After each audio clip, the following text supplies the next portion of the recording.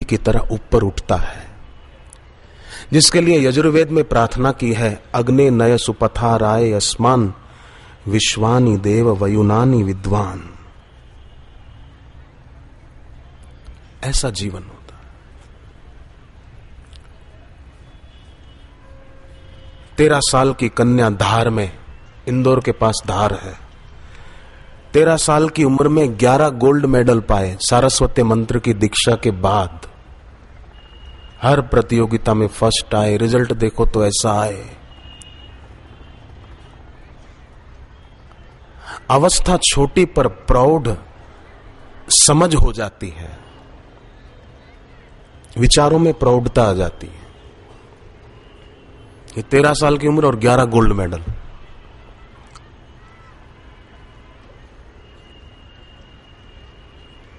गुरु बिन भवनिधि तरहि न कोई, जो विरंचि शंकर सम होई। पर आजकल कई लोग सत्संग के अभाव में ईश्वर को, गुरु को अपना अहंकार देने के बदले खाली एक नारियल चढ़ा देते हैं, बस हो गया काम। शुभ कर्मों की सुवास अर्पण करने के बदले केवल धूप और अगरबत्ती से ही उनको राजी कर देना चाहते हैं। ये प्रतीक है, बाकी ईश्वर को कोई बाहर के धूप की सुगंध से वो राजी नहीं हो जाएंगे। सुदामा ने कोई धूप दीप नहीं जलाए थे, पर सुदामा के कर्मों की सुवास से ईश्वर प्रसन्न हो गए थे। और सुदामा ने कुछ मांगा नहीं, भगवान ने देने में कुछ बाकी रखा नहीं। महाराष्ट्र में नागपुर के पास लाखणी नगर है एक, वहां से एक पति पत्नी आए थे अहमदाबाद आश्रम में, क्योंकि उनके जीवन में कठिनाइयां बहुत थी। सोचा कि सत्संग भी सुन लेंगे, दीक्षा भी लेकर आएंगे, तो भगवान का नाम जप पाठ आदि, ये तो भगवान की आत्म साक्षात्कार की बाल्यावस्था। जैसे ब्रजवासियों ने भगवान में मन लगाया तो कठिनाइयां कैसे दूर हो गई। भेनकासुर, बकासुर, अघासुर सब मारे गए। पूतना, शूर्पंखा, शूर्पंखा को देखो रूप बदल कर गई।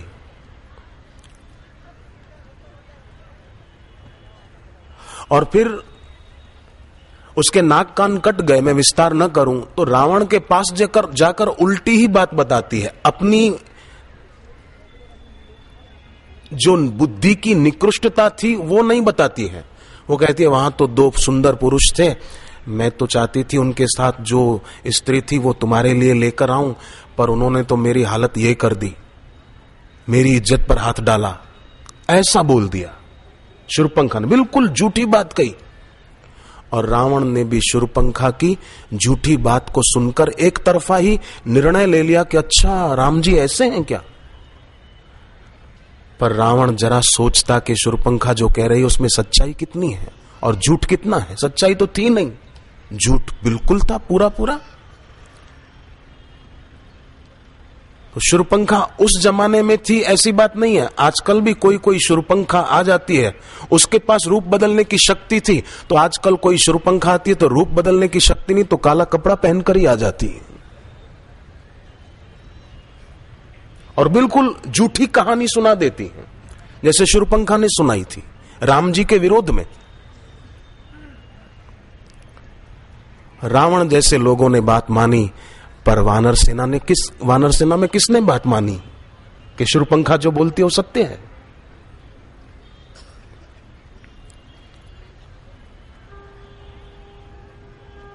शूर्पंखा के पीछे जो चले उनका भी तो विनाश हो गया बेचारों का। खरदूषण और त्रिशिरा, क्या हालत हुई। खरदूषण त्रिशिरा नाम के लोग नहीं है, परंतु वैसी कृति जरूर है। खर माने दुष्ट स्वभाव, दूषण माना दोष देखने की वृत्ति, और त्रिशिरा माने काम विकार, क्रोध विकार और लोभ विकार। ये जिनमें है वो त्रिशिरा है। इसलिए जीवन में शूर्पंखा को आगे रखकर न चला जाए। शूर्पंखा आगे करी लीनी, अशुभ रूप श्रुति नासा हीनी। जिनका जीवन वेद मार्ग से हीन है। भगवत गीता, रामायण, उपनिषद, वेद, ये शास्त्रीय जीवन नहीं है, अशास्त्रीय जीवन है जिनका। शास्त्र कहते हैं बुद्ध नहीं करहि अधम जन संगा, बुद्धिमान ऐसों का संग भी नहीं करते।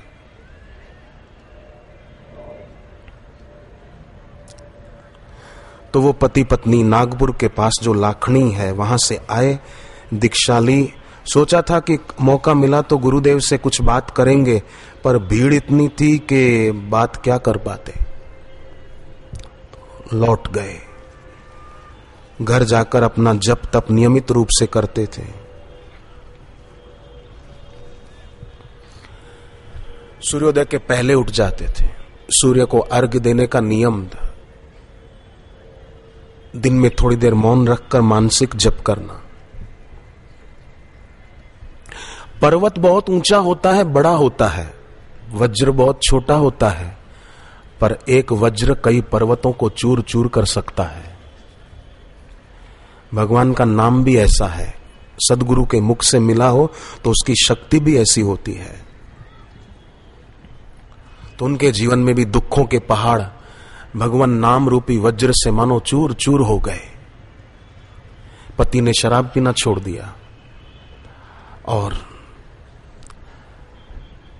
जो 18 साल से किराए के मकान में रहते थे वो खुद का हो गया। गाड़ी हो गई, ये हो गया। वो महिला मुझे मिली तो उसने बताया कि जैसे सुदामा ने कुछ मांगा नहीं, गए थे कुछ मांगने के लिए पर मांगा नहीं तो भगवान ने देने में कुछ बाकी रखा ही नहीं। बोले हम भी आए थे कुछ मांगने के लिए, पर सत्संग सुनकर हमको हुआ कि गुरुदेव ने इतना ऊंचा खजाना दिया, अब नश्वर क्या मांगे। हम ऐसे ही आ गए। तो यहां देखो क्या हो गया। ऐसा वही लोग मुझे बता रहे थे।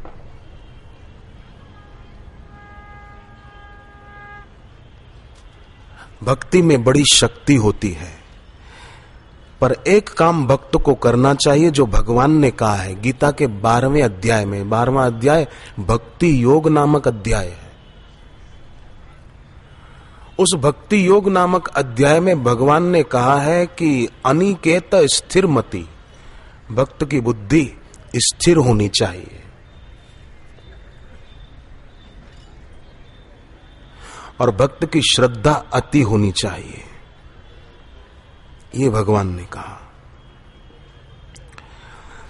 मंदिर में या गुरुदेव के चरणों में फूल क्यों चढ़ाते हैं भगवान को, गुरु को? ये संकेत है कि हमारा जीवन भी ऐसा फूल की तरह खिला हुआ जीवन हो, भक्ति की और शुभ कर्मों की सुगंध से सुवासित जीवन हो।